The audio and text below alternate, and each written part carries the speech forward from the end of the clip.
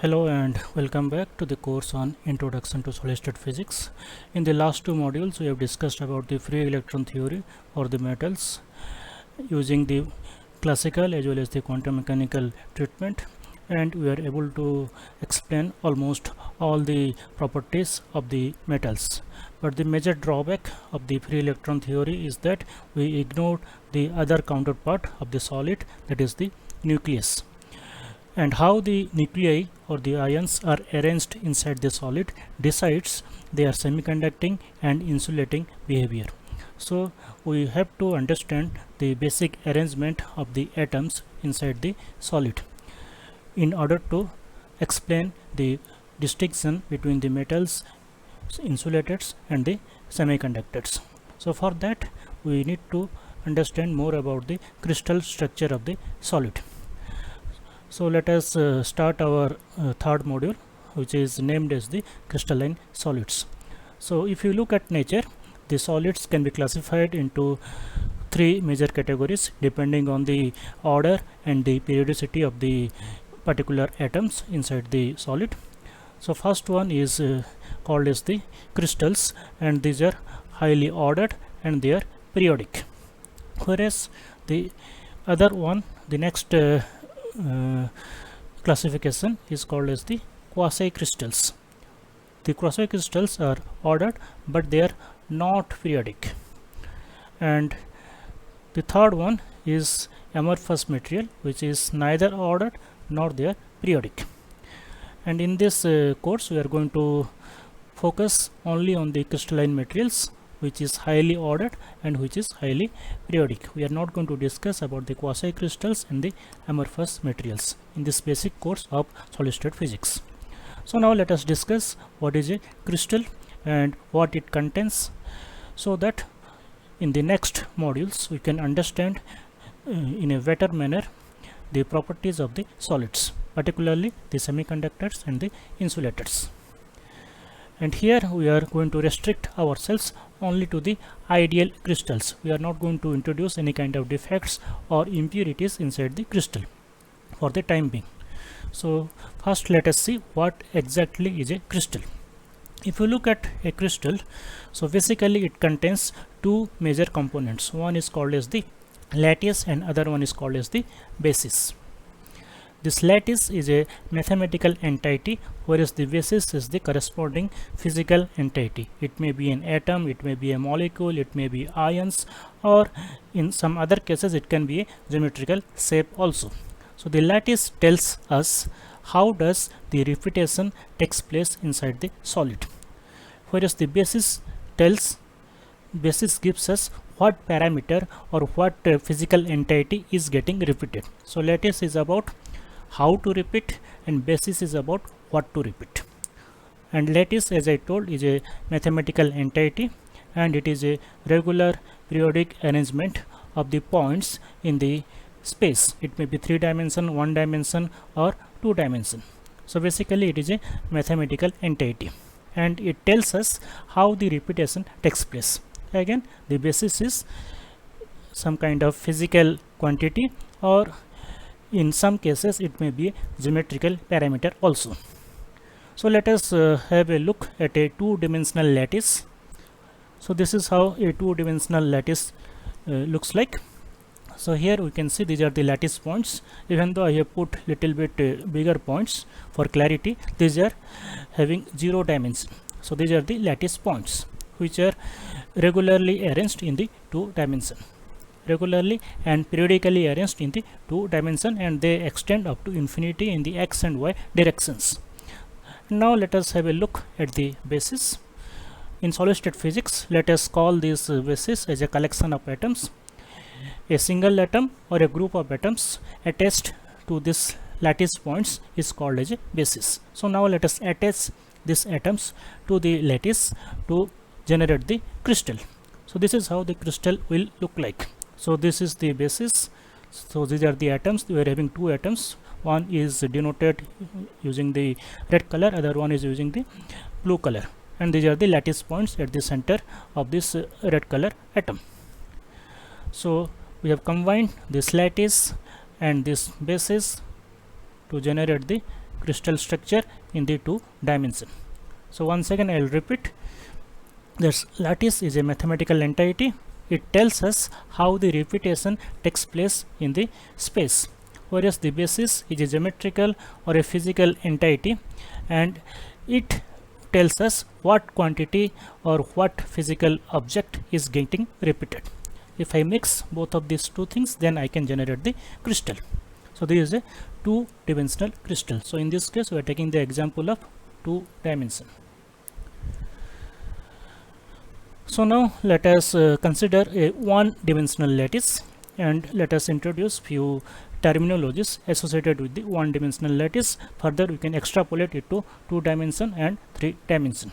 Suppose this is the 1-dimensional lattice, so that means only in one direction it is getting repeated.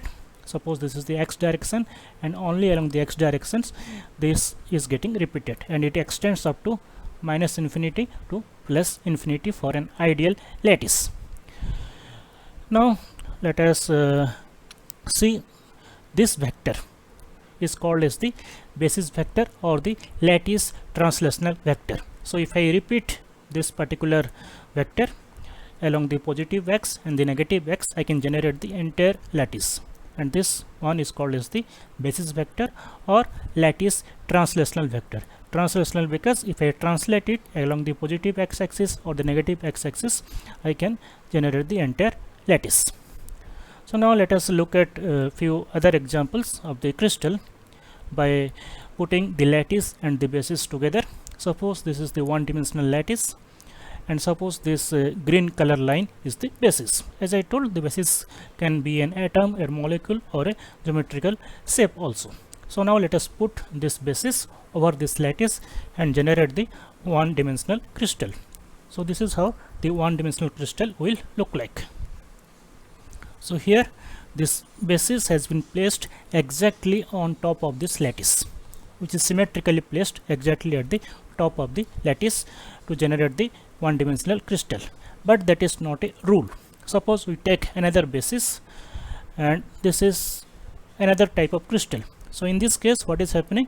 The lattice and the basis, rather the basis is not sitting exactly on the lattice point, but it has been placed symmetrically with respect to this lattice point. So this one also qualifies to be called as a crystal.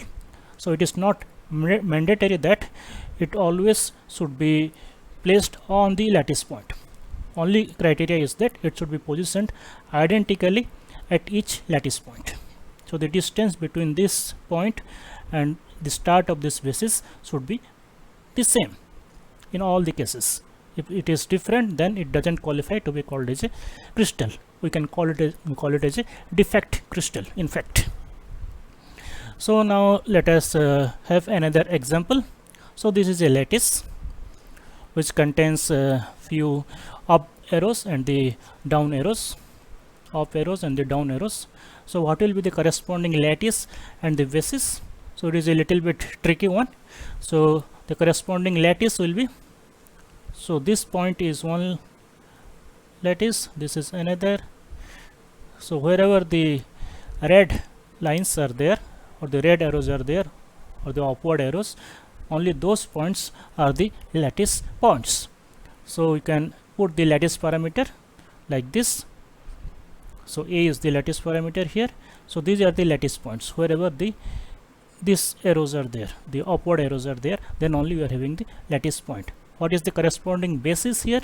So basis contains here one upward arrow and the downward arrow. So first upward arrow, then the downward arrow, and the distance between these two is a by 2. So if I combine this lattice with this basis, then I can generate this 1-dimensional crystal. So I hope now little bit we are having idea about the lattice and the basis and how to combine them to generate the crystal. Once again, I would like to emphasize that lattice is a mathematical imaginary set of points, whereas the basis is the real physical parameter or the physical entity which is sitting on top of this lattice to generate the entire crystal. So this is one of the examples of a 2-dimensional crystal.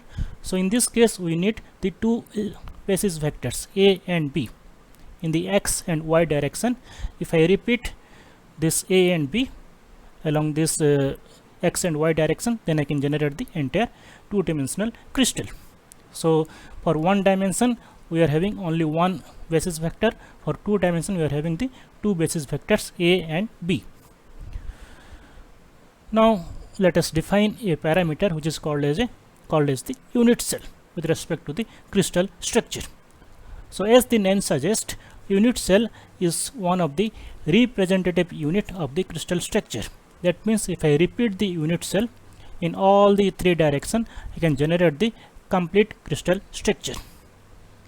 So it has to be repeated translationally through the basis vectors. I cannot repeat it in whatever way I feel like.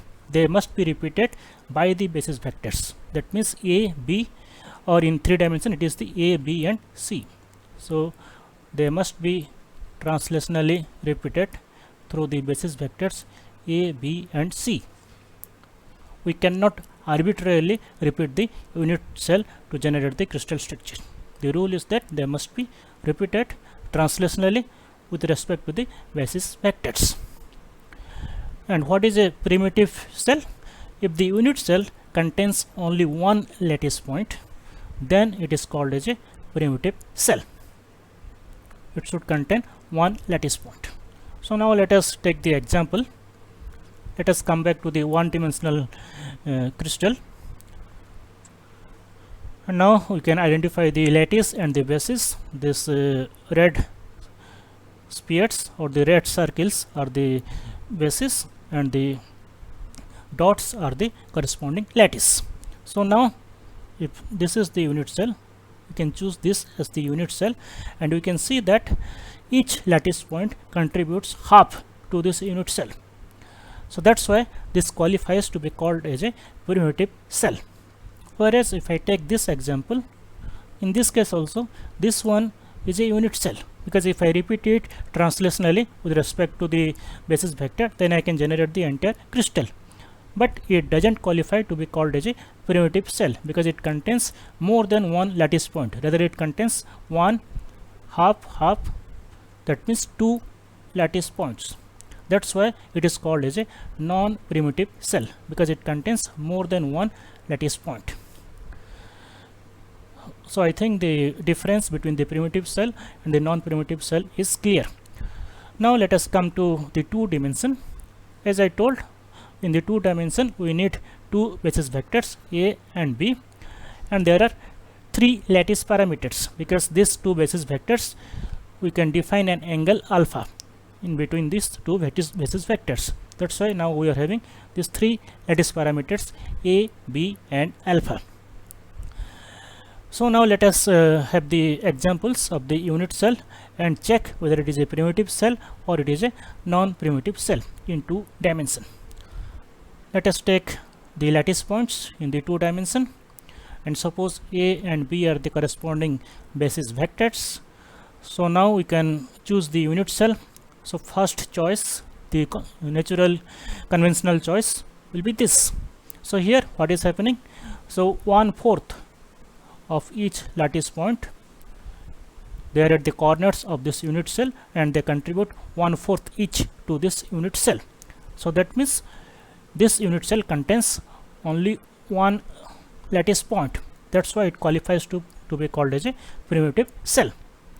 Is there any other choice for the unit cell or in fact the primitive cell? Yes, of course. So this is another choice. So this is a rhombus. Earlier it was a square, so now it is a some rhombus kind of structure. So in this case we can see that, so this lattice point, the four lattice points, again they contribute only 1/4 to the unit cell. That's why this also qualifies to be called as a primitive cell. So what are the choices for the non-primitive cell?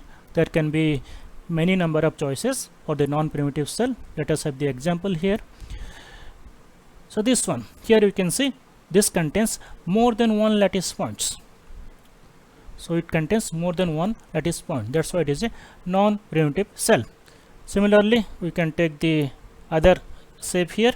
So this one is also a unit cell, but again it contains 2 lattice points. So that's why this is an example of a non-primitive cell. So now it is very clear what is a unit cell, what is a primitive cell, and what is a non-primitive cell. So what are the guidelines to choose a unit cell? So they are only guidelines and these are not rules. So we can always violate the guidelines depending on the need, depending on the aim that we want to generate the crystal structure. So first guideline is that it is better to choose a primitive cell wherever possible. Wherever possible, we have to choose a primitive cell. The second criteria is that the symmetry of the unit cell should match with that of the lattice. And third criteria is that the size of the unit cell should be minimum. So that means it should be more or less a primitive cell. So let us take another example here. So here you can see, so it is little bit different from the earlier lattice points. So at the center also we are having the lattice points here. So the primitive preferred unit cell will be this, whereas the non-primitive cell will be this. Again, it contains 2 lattice points, it contains only 1 lattice point, and this is the preferred unit cell because it is primitive in nature, whereas this one is non-primitive and it is not preferred because the symmetry of this is not matching with that of the lattice. So these are few guidelines for the unit cell. And normally in the conventional unit cell, the lattice points, they lie at the corners. So here we are having the lattice points at the corners of the unit cell. There is only a convention, but in some cases the convention can be violated. It is not a rule, it is only a convention. So in some cases we may see that the lattice point, they are not lying at this corners of this unit cell, but still it is a primitive cell. These are only guidelines and few conventions to choose the unit cell. Similarly, in the 3-dimensional crystal, we are having the 6 lattice parameters because now we are having 3 basis vectors A, B and C, and the corresponding angles between them, that is alpha, beta and gamma. So alpha is the angle between the basis vectors B and C, beta is the angle between the basis vectors A and C, and gamma is the angle between the basis vectors A and B. So now we are having the 6 lattice parameters, and inside this lattice we can have any point, and the corresponding position vector can be represented in terms of the basis vectors A, B and C, where n1, n2, n3 are the integers. Either it is positive or negative values it can take. So any lattice points inside the three-dimensional crystal can be represented using a position vectors with respect to this, and it can be expanded with respect to this basis vectors A, B and C, and naturally this n1, n2 and n3 are the integers. Now let us have another terminology, the basic difference between something called as Bravais lattice and the non-Bravais lattice. So what is a Bravais lattice? In a Bravais lattice, all the lattice points, they are equivalent. That means they are having the identical surroundings. Equivalent means they are having the identical surroundings. So naturally all the atoms in the crystal must be of the same kind. We cannot have one atom as sodium, other atom as chlorine. Then it will not be a Bravais lattice, because naturally the surrounding of sodium, it contains chlorine, and the surrounding of chlorine, it contains sodium. So the surroundings are not identical. So but in a Bravais lattice, the condition is that the points must be equivalent, and that means the surroundings are identical. That means all the atoms inside the crystal, they must be of the same kind. Whereas in case of a non-Bravais lattice, some of the lattice points are not equivalent. That means they may not have the same identical surroundings. Now let us take an example. So let us have this. So first of all, let us take the old example. So here all the points are having the same identical surrounding. That means the points A, B, C, or for that matter any other point, they are equivalent. That means they are having the identical surrounding. Now let us have a look at another lattice, which is represented using the red dots. So here also independently, if I see the red lattice only, forget about the black points. So only if you focus on the red points, this small a, small b and small c, again they are having the identical surroundings. You just for the time being you forget about the black lattice. So in the red colored point, we are having the identical surroundings. But when we superimpose this red dots on top of this black dots, then whatever lattice we have generated, then the points are not having the identical surroundings. For example, here points A, B and C are having the same surroundings. That means A, B and C are equivalent, capital A, B and C, whereas the small a, b and c, they are also having the identical surroundings, they are also equivalent. But when we take the pairs capital A, small a, capital B, small b, capital C, small c, they do not have identical surroundings. That's why these points are non-equivalent. So if I superimpose one lattice on top of the other lattice, then I can have few points which are not identical, which are not having identical surroundings, or they are non-equivalent. That's why this composite lattice is called as non-Bravais lattice. So let us have a few characteristics of this non-Bravais lattice. Sometimes the non-Bravais lattice is also referred to as the lattice with a basis. And these lattice points, they may either contain same kind of atoms, or they may also contain different kinds of atoms. Unlike in the Bravais lattice, always they must contain the same kind of atoms, whereas in the non-Bravais lattice, they are free to have different kinds of atoms, because they are having their non-equivalent points and they can have non-identical surroundings. And as we saw, this non-Bravais lattice can also be considered as the combination of two or more interpenetrating Bravais lattices. So as we saw in the previous example, so it is an interpenetration of two lattice. One is this one, the other one is this one. So these two lattices have interpenetrated to generate the non-Bravais lattice. And if we look at the two-dimensional lattice or two-dimensional crystals, only 5 Bravais lattices are possible, which are restricted by the translational symmetry conditions. In this course, we are not going to discuss more about the symmetry, because we are focusing more on the optoelectronic properties of the solids, and for that purpose we are not going to the detailed crystal structure, and so we are not going to discuss about the different types of symmetry. But for the time being, for the information, we can see that due to the translational symmetry, the two-dimensional lattice are having only 5 Bravais types. Whereas if you go to 3-dimension, in the 3-dimension, these translational symmetry conditions, if we impose them, then only 14 Bravais lattices are possible. Whereas the number of non-Bravais lattices, they are 230. And these 14 Bravais lattices, they can be grouped into 7 crystal systems depending on the shape and the symmetry of the unit cell. So in the 3-dimension, we are having 14 Bravais lattices, which can be grouped into 7 crystal systems, which depends on the shape and the symmetry of the unit cell. So let us have a look at the 7 crystal systems and the corresponding Bravais lattices.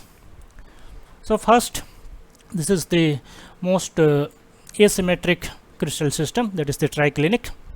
So here none of the lattice parameters, they match with each other, and the angles are also not equal to each other, and it is having only one Bravais lattice, that is the primitive one. So P stands for primitive or simple. Whereas the monoclinic structure, Here alpha is equal to gamma is equal to 90 degree, but this is not equal to beta. So it is having two Bravais lattices. One is the simple or primitive, another one is the base centered, which is denoted using C. Then third one is the orthorhombic. So in this case, this alpha, beta, gamma angles are the same, whereas the lattice parameters, they can be different. So here it is having the four Bravais lattices: primitive, then I stands for body centered, F stands for face centered, and C stands for, as we know, it is the base centered.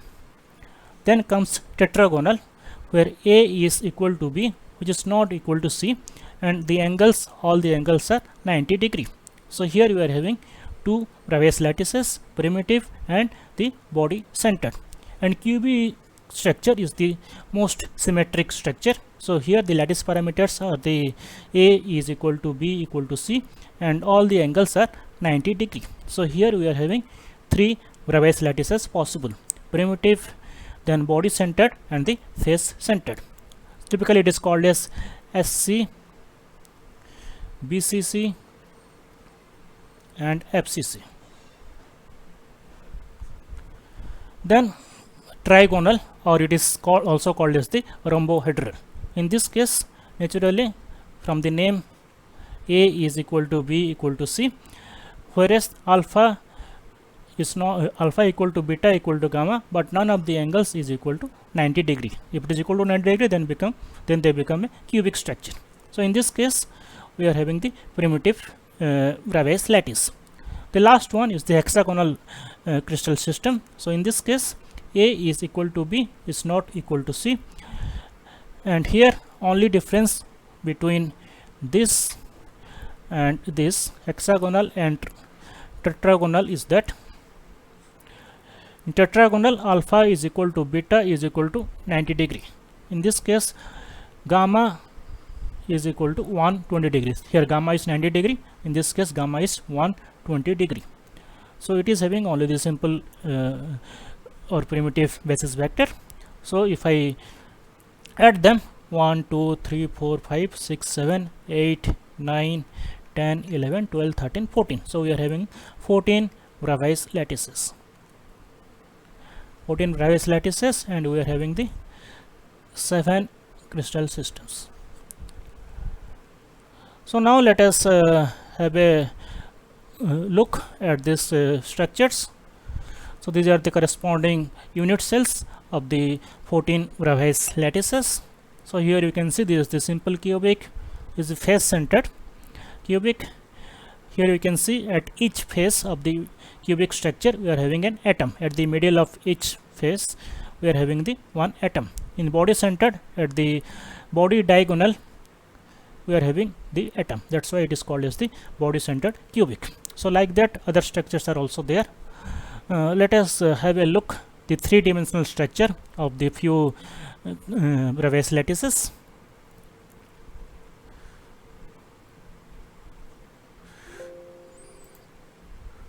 So this is the three-dimensional view of the Bravais lattices. So there is a simple cubic.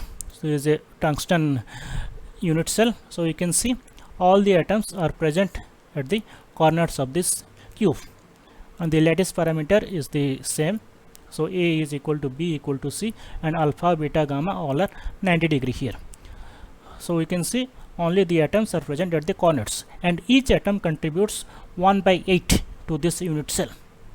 So as such, we are having, there are 8 corners, so it is having only 1 atom per unit cell.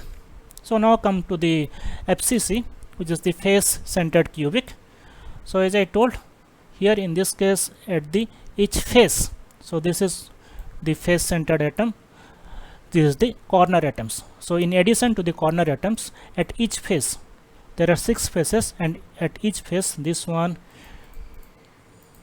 there are the 2 faces, then this one, here the second, the other opposite faces, then this is the other opposite faces. So there are 6 atoms at the faces of the cube. So it is an FCC aluminum. Then let us have a look at the body centered cubic structure, which is the iron. So here you can see, in addition to the corner atoms, only at the body diagonal center we are having this atom. So that's why the unit cell is BCC here, or body centered cubic. Similarly, we can have the hexagonal structure. So this is the unit cell for the hexagonal structure, and if you repeat it in all the 3 dimensions, then you can generate the complete hexagonal structure here, which I am not going to do it here. So if I repeat it, so let me first go to the modeler here. Suppose if I take a 3 cross 3 cross 3 repetition of the crystal of the unit cell, then this is the corresponding hexagonal structure. So you can see the hexagonal ring kind of shapes here.